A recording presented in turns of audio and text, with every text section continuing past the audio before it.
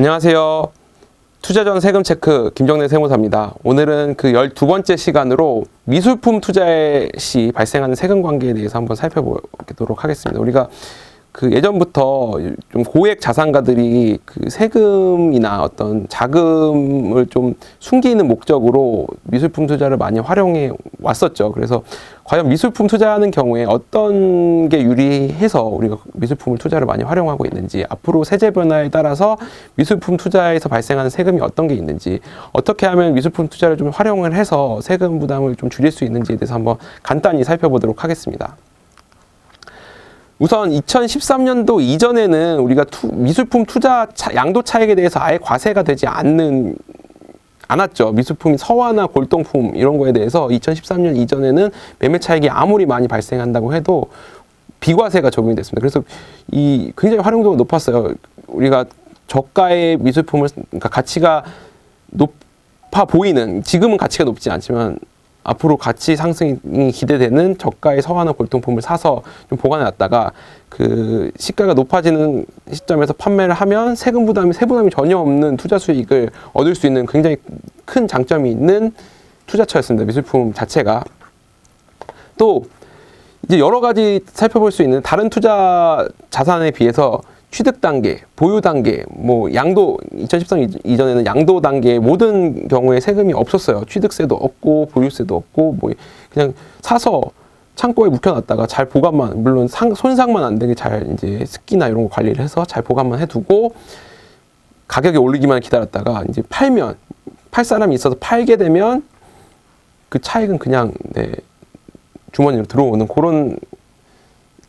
그런 자산이었어요. 그리고 거래 내역 자체도 사실 뭐 신고가 필요한 것도 아니고, 뭐 거래에 대한 뭐 인허가 사항도 아니고, 뭐 다른 부동산이나 이런 거에 비해서 굉장히 거래 내역을 확인하기가, 거래에 대한 노출이 안 되는 장점이 있어서 아까 말씀드렸다시피 고액 자산가들이 굉장히 그 자금 어떤 그 회피에 자금을 좀 숨기는 수단으로 많이 활용이 됐죠. 근데 이제 2014년 이후에는 이런 게 너무 이제 과세 형평이 어긋나거나 어떤 문제가 되다 보니까 2014년 이후에는 이 서화나 골동품에 대해서 과세를 하겠다라는 그러니까 세법 개정이 이루어졌어요. 하지만 과세가 됐음에도 불구하고 취득세 여전히 없죠. 보유세도 여전히 없고, 양도 차익도 이제 거래가액이 6천만 원 이상인 경우에는 과세를 하는데, 6천만 원 이상의 과세를 해도 우리가 80%의 필요경비 공제를 해줘요. 우리가 예를 들어서 1억짜리 매매를 했을 때 80% 필요경비를 경제를 해주면 8천만 원을 빼고 2천만 원에 대해서 과세가 되는데 세율이 22%이기 때문에 실제적으로 실효세율은 4.4%에 불과합니다. 우리가 1억짜리를 팔고 4.4% 세금만 내고 소득을 취하게 되더라고요. 그리고 다른 소득과 합산도 되지 않습니다. 따라서 이 예술품이나 미술품에 투자하는 방식은 여전히 굉장히 매력적인 투자 방식인 거죠. 그리고 또 하나, 이제 10년 이상 보유하는 경우에는 90%까지 그 필요경비를 공제해주기 때문에, 그러면은 뭐 2.2%만 세금을 내고 소득을 취할 수 있다. 또 거래 내역은 역시 여전히 노출이 많이 안 되고 있다는 추세예요. 노출이 많이 안 되고 있습니다. 그래서 이 미술품 자체는 아직까지는, 물론 거래가 좀 활성화가 돼야 되고, 이제 본인이 이 투자 가치가 있는지, 가치를 볼 수 있는 안목이 좀 필요하겠죠. 당연히 이게 내가 1억 주고 샀는데 2억까지 올라야 투자 소득이 되는 거지, 뭐 1억 주고 샀는데 그 가치가 뭐 몇 천만 원까지 떨어진다 이러면 사실 손실이 발생할 수 있는 리스크가 있기 때문에, 본인이 좀 미술품을 보는 안목이 있다거나 가치를 좀 볼 줄 안다, 좀 공부를 해서 할 줄 안다라고 하면, 이 투자 세금 부담 측면에서는 굉장히 매력이 높은 투자처입니다. 이 미술품 자체가.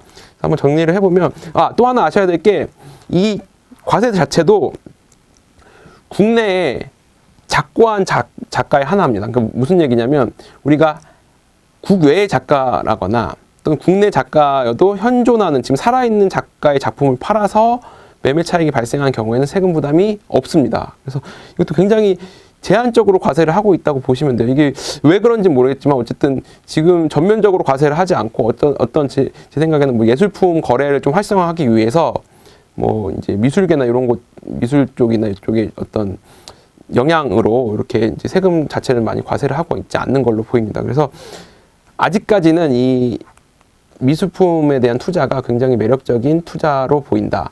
그리고 한번 정리를 해보면 우리가 미술품에 투자하는 경우에는 세금 부담이 굉장히 적다.